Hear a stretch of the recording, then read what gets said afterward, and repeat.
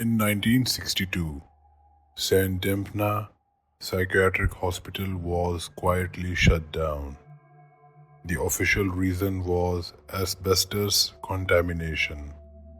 The real reason was room 326.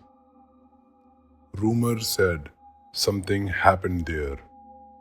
A patient escaped, or maybe the staff vanished.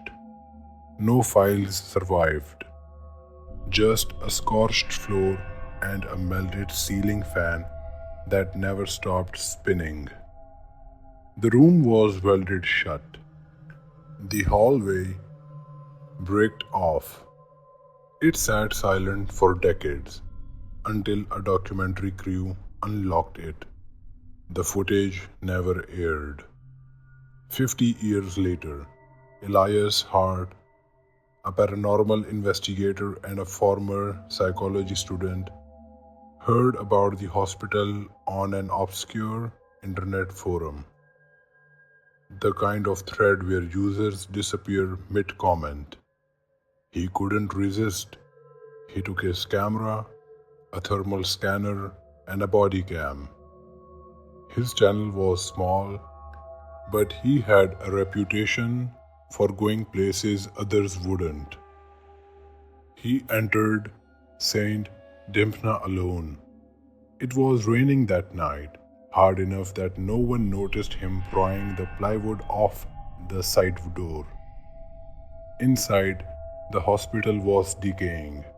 Moss on the wall, rusted beds, water dripping like a heartbeat. Every hallway smelled of mildew and rotting paper. He began filming. Started with the admissions wing, nothing strange. Then moved to isolation. Broken gurneys, claw marks on tiles. But the atmosphere shifted the moment he stepped near the east wing. Temperature dropped. His thermal scanner went wild, showing 40 Fahrenheit and a sudden hot spot, 102 Fahrenheit, directly ahead. No one was there. He moved closer and found a bricked up corridor. Unmarked, dead silence.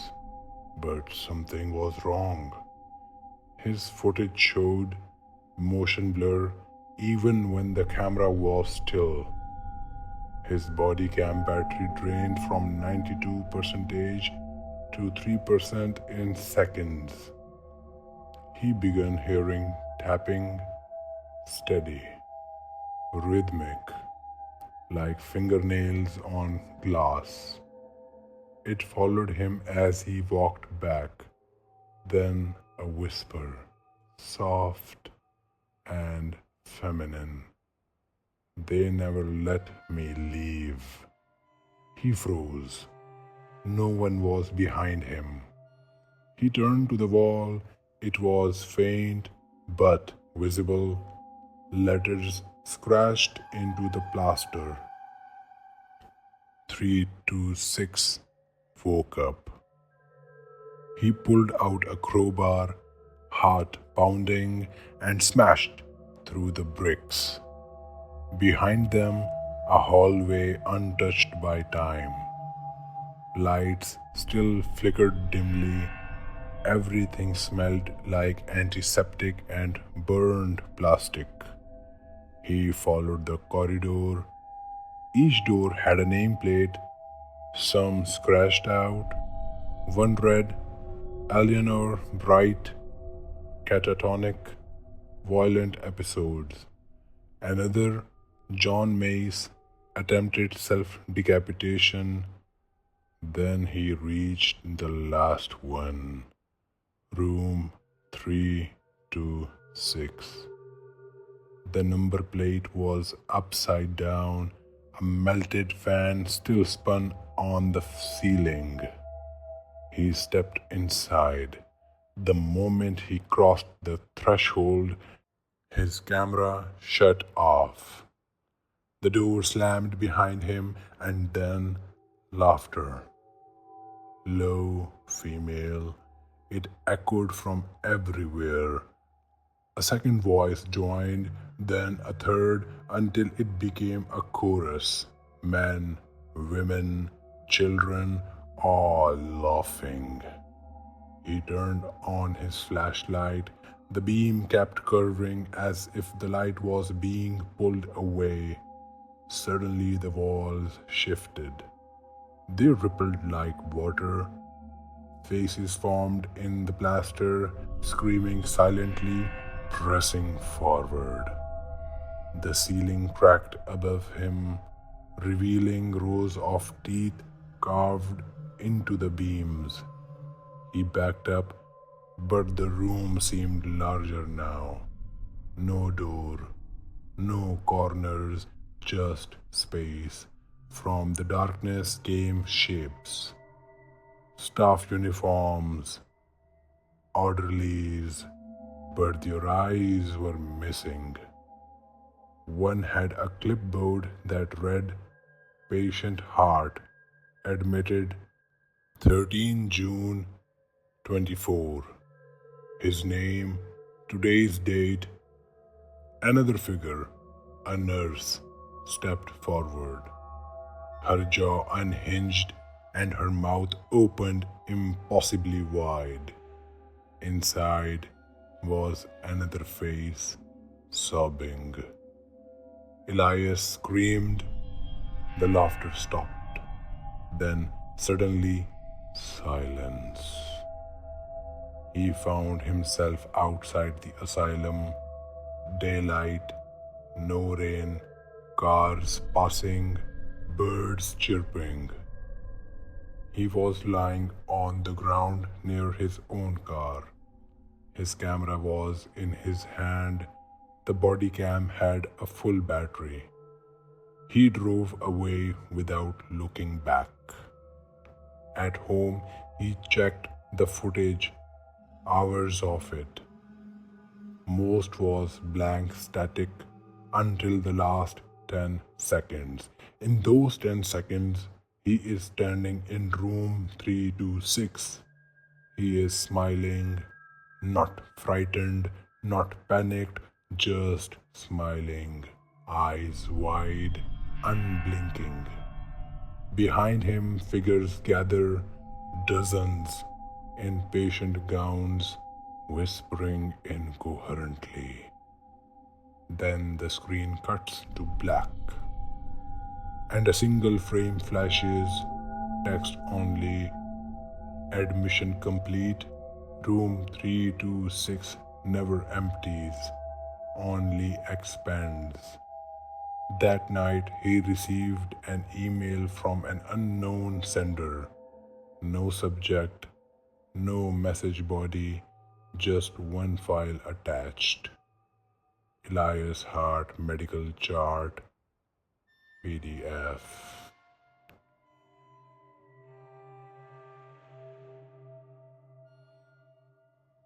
For 13 years, Calvin made a living out of speaking to ghosts. He wasn't a fraud. He never used wires, assistants, or hidden speakers. He had one gift and one curse. They always answered. His YouTube channel, Echo Caller, had over 2 million subscribers. People sent him items, old dolls, cursed mirrors, wedding rings from suicides.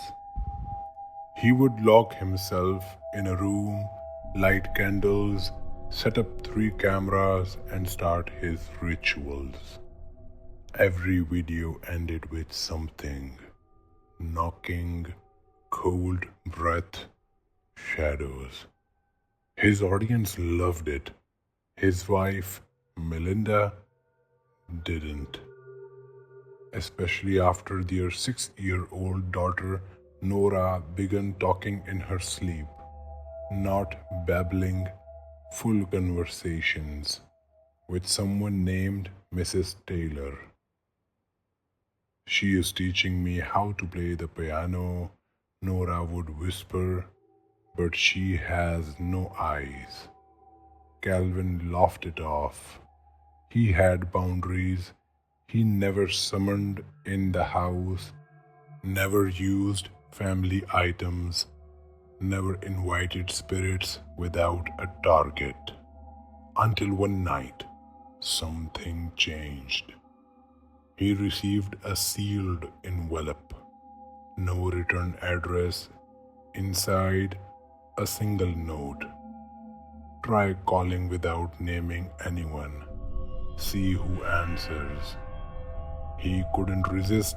He waited until his wife was asleep, set up in his basement studio, turned off all lights, lit 9 candles in a circle, and for the first time in his career, he said, "This is a free call.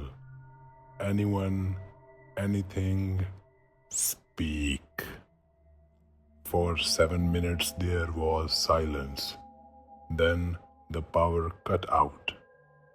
His cameras shut off, but the candles stayed lit.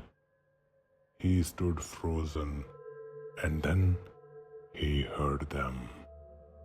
Dozens of voices, children crying, men whispering prayers, women laughing softly, all overlapping. He felt hands graze his back, breathe in his ear, and a voice inside his head. "We know you now." He passed out. When he woke up, the studio was fine, no signs of disturbance, except for one thing: his name written on the ceiling in soot. Over the next few days, strange things began to happen. Melinda found wet footprints in Nora's room. Nora said Mrs. Taylor now sleeps on the ceiling. Lights flickered, faucets turned on by themselves, and Calvin started hearing echoes of his own voice repeating words he hadn't said yet. He tried to stop. No more rituals, no more calls. But something had changed. They kept answering. In mirrors, reflections whispered. In recordings, voices interrupted. He played a video back and saw himself say, "They're not outside anymore. They are in me." Then he lost time. Entire nights would disappear. Melinda found him one morning standing in the backyard, barefoot, staring at nothing. She begged him to stop, threatened to take Nora and leave.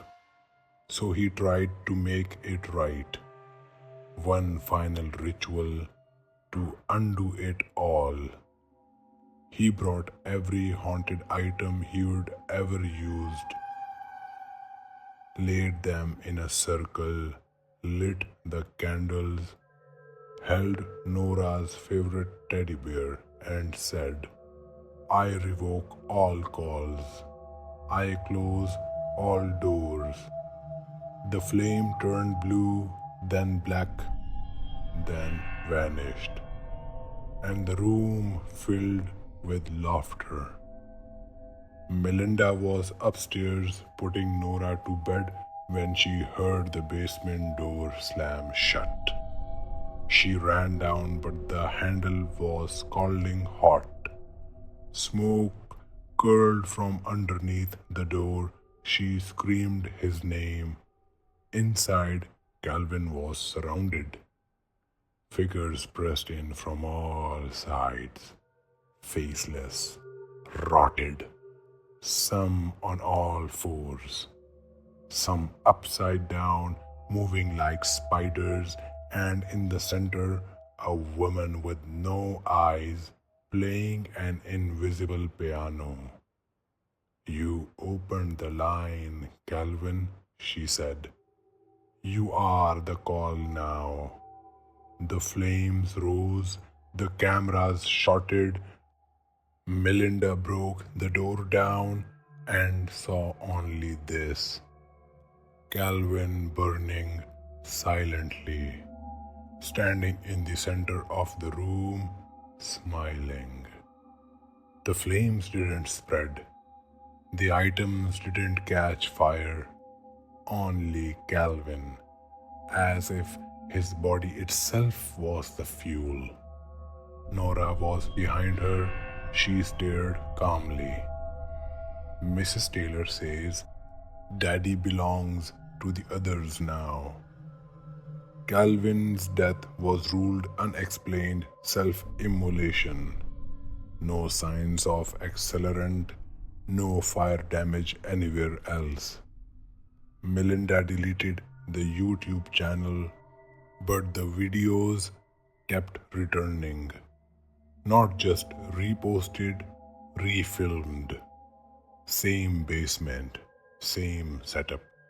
A man with no face performing the rituals, calling to the dead, and the last video ends with a whisper: "Next call is yours."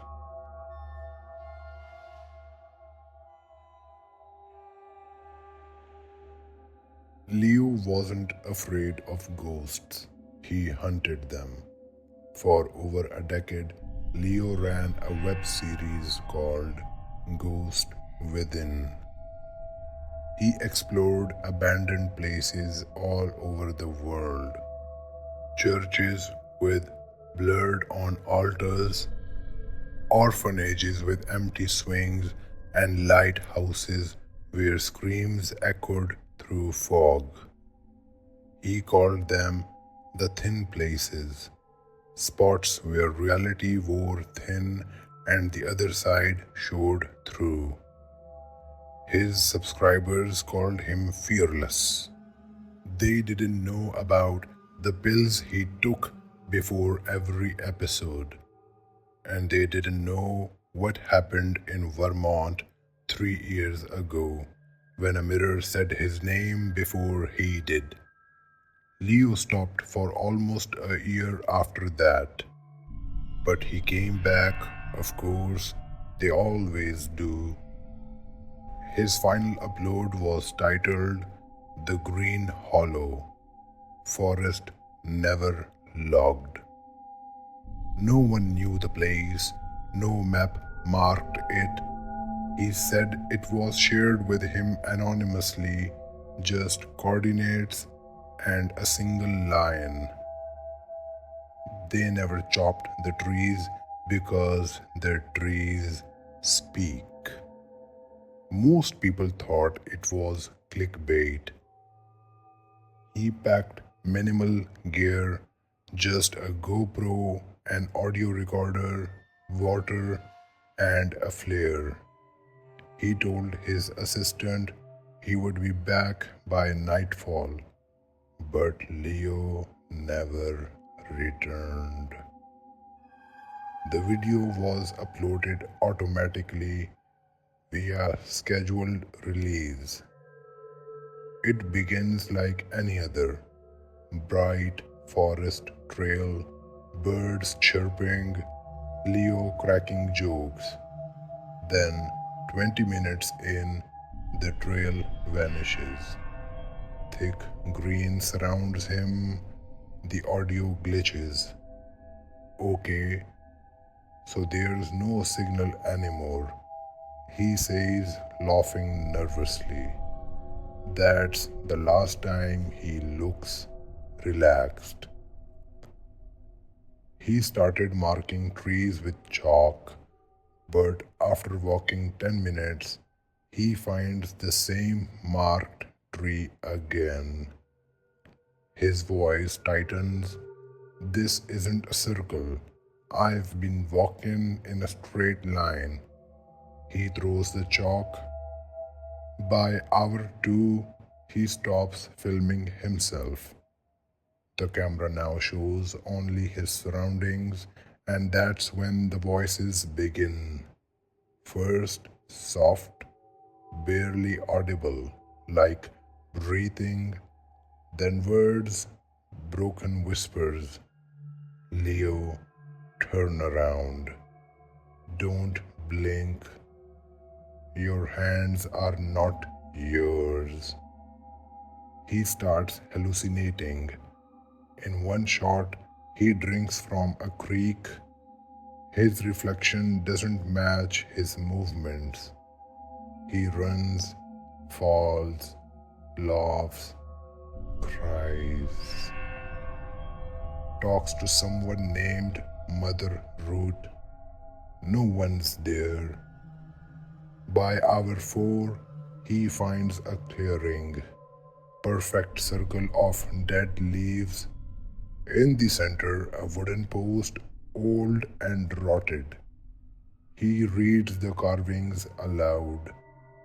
Silence feeds them, leave no echo. They eat thoughts. He tries to turn back, but the trees aren't in the same place anymore. Branches curl toward him, bark peels on its own, one tree bleeds. The video glitches violently. At 6 hours in, a new figure appears, not in front of the camera, behind it. Just a flicker. A tall, pale figure with long arms and no face. Every 10 minutes, it appears closer. Leo never acknowledges it. He just mutters, I am remembering things I didn't do. I miss voices that aren't real. Who tied my shoes? By hour 8, he no longer speaks in full sentences. He sings, hums, whispers a lullaby in reverse. The forest is now completely silent. No birds, no insects, just wind that sounds like distant screams. Then finally he says, I understand now why they don't cut the trees. He kneels in front of a tree and presses his head to the bark. He whispers something, then he starts digging with his bare hands. The camera falls sideways, stays on the soil. We see Leo's hands vanish into a hole, and then his face, blank, eyes open but unseeing. He whispers, sleep roots, breathe deep. The footage ends. The comment section exploded. People believed it was a hoax, that Leo faked his disappearance for views. But authorities confirmed. His assistant filed a missing persons report. The coordinates he gave led nowhere. Drone searches found no such forest. Yet his backpack with the GoPro inside was discovered 2 weeks later. Not in Vermont, but in Oregon, inside a hollow tree, and the only thing carved inside the bark was, still listening.